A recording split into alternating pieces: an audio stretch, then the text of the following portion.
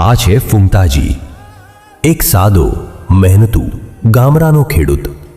જીવનભર ખેતરમાં પસીનો વહાવીને અન્ન ઉગાડતો માણસ. પણ સમય એવો આવ્યો કે ફૂમતાજીના દિલમાં એક જ પ્રશ્ન ઉઠ્યો.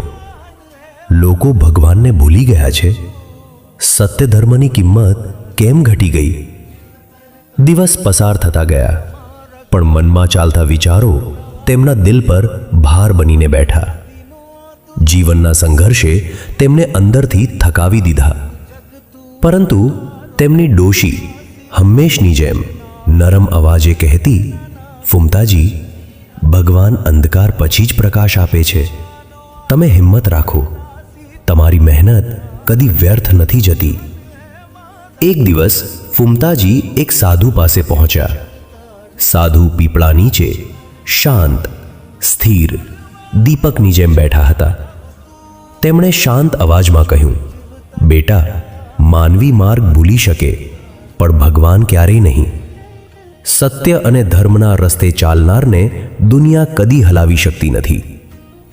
પણ ફૂમતાજીનો મન હજી વાદળોથી ભરેલો હતો. ખેતર સુકાયું હતું, ધરતી તડકામાં તૂટી પડી હતી અને દિલમાં નિરાશાનો અંધકાર છવાઈ ગયો હતો. ત્યારે જ ગામના મહારાજ આવ્યા. કૃષ્ણના ભક્ત, હાથમાં દીવો, ચહેરા પર અદ્ભુત શાંતિ. તેમણે ફૂમતાજીના ખભા પર હાથ રાખ્યો અને કહ્યું, કૃષ્ણે કહ્યું છે, સારા કર્મ કરો, ફળની ચિંતા ના કરો. ફળ સમય આવે ત્યારે જ મળે. તે રાત્રે ફૂમતાજીના જીવનમાં પહેલીવાર એક અજાણી શાંતિ ઉતરી. હૃદયની અંદર કંઈક બદલી રહ્યું હતું. અને પછી કૃષ્ણનો દિવ્ય સંદેશ તેમના અંતરમાં ધીમે ધીમે ગુંજવા લાગ્યો. ફૂમતાજી, જીવન અનમતાજી, જીવન અનમોલ છે. ઉતાર ચઢાવ તો ઋતુઓ જેવા આવે જાય. તમે તૂટતા નહીં. સારા વિચારો રાખો, સારા કર્મ કરો અને શ્રદ્ધા રાખો. માર્ગ તમે ચાલશો, પ્રકાશ હું આપીશ.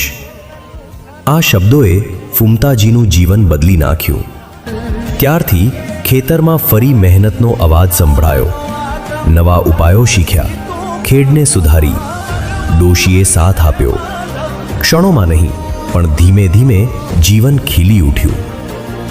આકાશે ફરી વાદળો આવ્યા અને ધરતી પર નવી લીલાશ છવાઈ ગઈ. એક દિવસ એ ઝૂંપડી જે વર્ષો સુધી સંઘર્ષની સાક્ષી હતી, ધીમે ધીમે સપનાના બંગલામાં બદલાઈ ગઈ.